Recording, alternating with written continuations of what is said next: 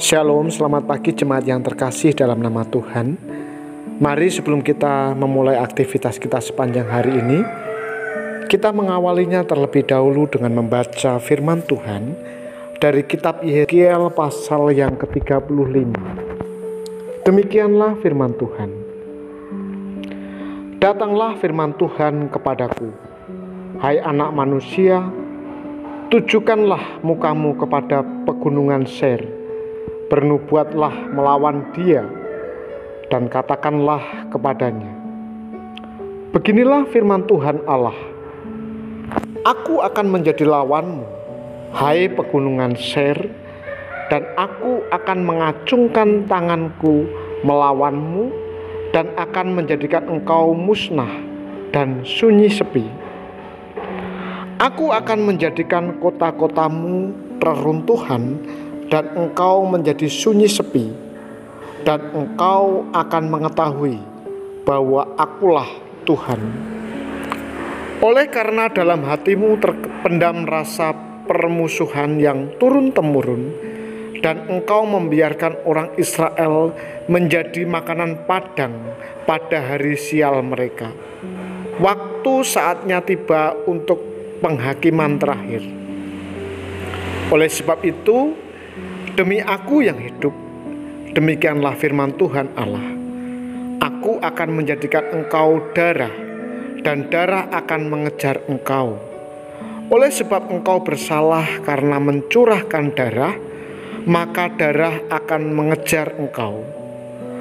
Aku akan menjadikan pegunungan Seir musnah dan sunyi sepi, dan melenyapkan daripadanya orang-orang yang lalu lalang. Aku akan memenuhi juga pegunungannya dengan orang-orang yang mati terbunuh.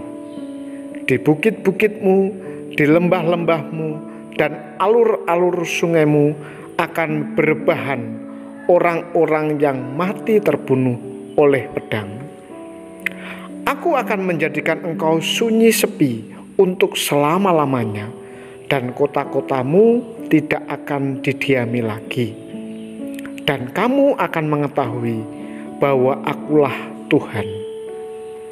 Oleh sebab engkau mengatakan, kedua bangsa itu dan kedua negeri itu akan menjadi milikku, dan kita akan memilikinya. Sebetulnya Tuhan ada di situ. Oleh sebab itu, demi aku yang hidup, demikianlah firman Tuhan Allah, aku akan memperlakukan engkau seperti engkau memperlakukan mereka dalam murkamu dan cemburumu yang timbul dari kebencianmu terhadap mereka. Dan aku akan menyatakan diri kepadamu pada saat aku menghakimi engkau, dan engkau akan mengetahui bahwa aku, Tuhan, mendengar segala penistaanmu yang kau ucapkan melawan gunung-gunung Israel yang demikian.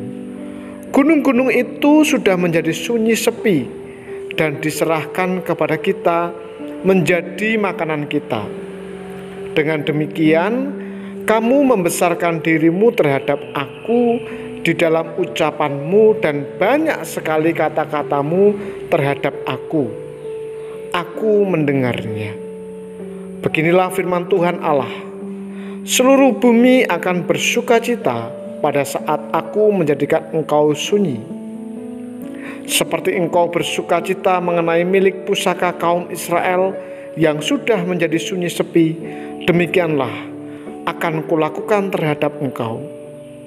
Engkau akan menjadi sunyi sepi, hai pegunungan Seir, dan engkau segenap Edom dalam keseluruhanmu. Dan mereka akan mengetahui bahwa Allah Tuhan. Bapak, Ibu, dan jemaat yang terkasih, hidup sebagai umat Tuhan ternyata tidak mudah. Di dalam selalu ada umat yang tidak setia, yang menindas sesamanya, seperti yang nyata di perikop sebelum ini. Dari luar ada musuh-musuh yang dengan berbagai cara mencoba menghancurkan iman dan hidup umat Tuhan. Salah satu musuh Tuhan ialah orang-orang Edom yang memusuhi umatnya, tentu saja dalam perikop ini. Nah, pada Yeskiel 25 ayat 12-14, Edom telah dinyatakan bersalah dan akan dihukum Tuhan, sebab sikap permusuhan dan dendam yang ditunjukkan terhadap Israel pada masa kesusahannya. Maka pada bagian ini, sikap seperti itu pula yang menjadi alasan penghukuman Tuhan atas mereka. Apa yang Edom lakukan merupakan kumulasi dari pertikaian dan kebencian masa lampau.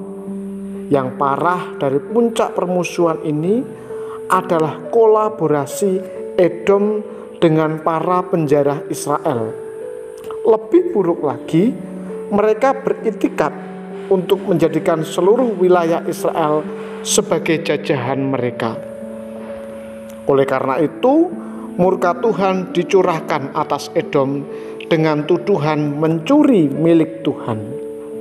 Tuhan memang menghukum Yehuda karena dosa-dosa mereka dengan hukuman berupa kehilangan hak atas milik pusakanya.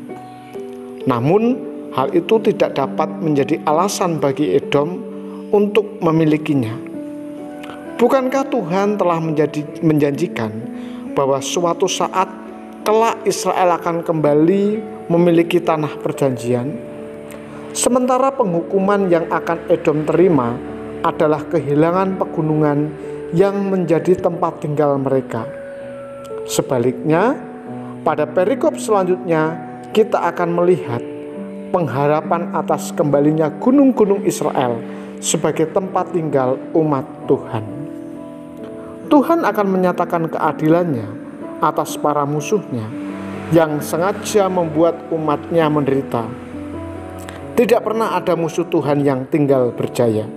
Sebaliknya, umatnya yang bertekun dan setia kepadanya serta tidak berkompromi dengan dosa akan melihat pula belas kasihan dan pengampunannya, bahkan tindakan penyelamatan yang Tuhan akan lakukan atas mereka. Mari kita berdoa. Bapa di surga, kami bersyukur untuk kasih dan keadilan yang senantiasa Tuhan anugerahkan kepada kami. Kami menyadari dalam hidup kami sering lari daripada Tuhan. Untuk itu kami bersyukur kalau pagi hari ini Tuhan memberikan kesempatan kepada kami untuk menikmati hari yang baru. Pagi ini kami mau berdoa untuk umat Tuhan, baik di Salatiga maupun di cabang-cabangnya. Tuhan memberkati mereka yang sedang sakit. Tuhan memberkati mereka yang saat ini sedang ada dalam proses pemulihan.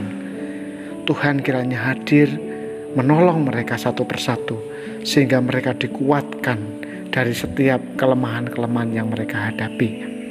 Anak-anak yang dalam minggu-minggu ini mengawali tahun ajaran baru, Tuhan juga memberkati, berikan mereka semangat supaya mereka boleh menjadi siswa yang tekun dan giat melaksanakan tugas tanggung jawab mereka. Bapa di surga, kami bersyukur untuk hari ini. Kami sambut hari ini dengan penuh sukacita, dan biarlah sepanjang hidup ini kami senantiasa memuliakan dan mengagungkan Tuhan. Demi Kristus kami berdoa dan mengucap syukur.